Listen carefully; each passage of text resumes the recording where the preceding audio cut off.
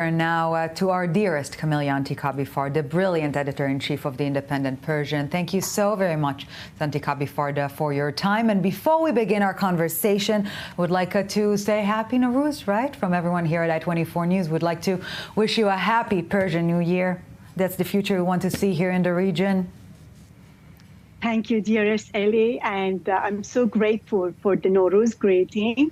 I wish the spring brings everyone joy, prosperity, and good health, especially the Iranians, and will be considered as the year of their freedom. Amen. Amen. May we celebrate Nowruz and Passover soon at the same time together. Well, unfortunately, until we get there, we need to get to our daily affairs. So we know President Trump has this different take on how to handle diplomatic business, let's put it that way. But are the Iranians talking the talk and walking this walk? Is the regime in Tehran seeing this as a demonstration of American strength or weakness?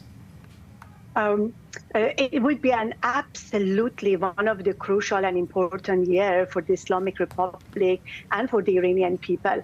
As we heard from the Axios, the letter has been given only 2 months deadline to the regime to respond back to President Trump.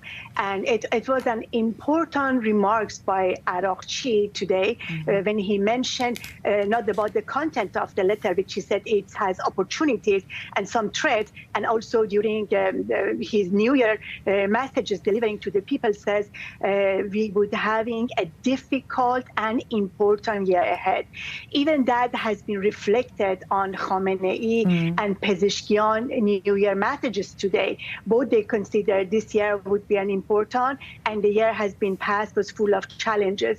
These challenges, they were confronting. One of them is President Trump's deadline about Iran nuclear facilities and a talk and the negotiation with them. The other challenge is the Iranians.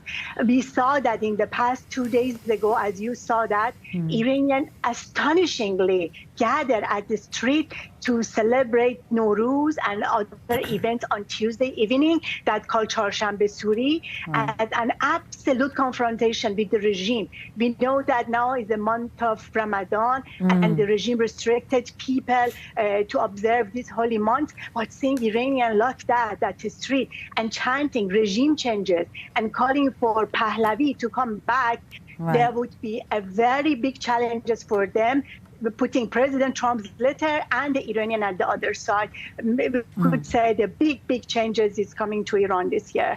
So speaking of those changes, perhaps putting the spotlight more on the Western side of things, because the Islamic Republic, meanwhile, benefiting out of this turmoil elsewhere, we'll call it that way, advancing its nuclear program. What should the West do next? And is there still a cohesive West here when it comes to the policy vis-a-vis Iran? Or is Iran playing, Europe and the US in two different tones at the same time? As much as President Trump has been given up by the European powers, which you call the West, Iranian also has been giving up to have any trust on them. Today, President Trump is very popular in Iran, among of the Iranian outside Iran. He is keen and he is honest about what is on the table, and there is no back channel like Biden and the Democrat administrations. That doesn't mean he wants to enter to a war with Iran and the Iranians. What is on the table is the squeezing the Islamic Republic, and here this in the increasing enrichment in the level of the 60%. All of this holding them back to not negotiating on it. It can be only the reason for, and this is the tools the regime has to play, and is the card to play a game with the US, with everyone. And if they want to give up this program, if they want to completely halt this program, there would be nothing else for them. They can negotiate, they can make excuses for all the trouble making in the region, and also they would challenge them internally in front of their own supporters who they are demanding no talks with the US. These things is more to be a realistic for them to holding it as a reason to benefit Iranian people is to use it as a tools to avoid changing themselves and negotiate with war. Right. So the foreign policy is nourished by the interior policy and vice vice versa, right? Camelia Antikabi-Fort, Editor-in-Chief, The Independent Persian. I will go back to the beginning of our conversation and wish us all to celebrate Nowruz and Passover soon enough at the same time together. Thank you very much. Thank you. And happy Passover to you and your viewers too. Thank you, Ms. Antikabi-Fort. Thank you.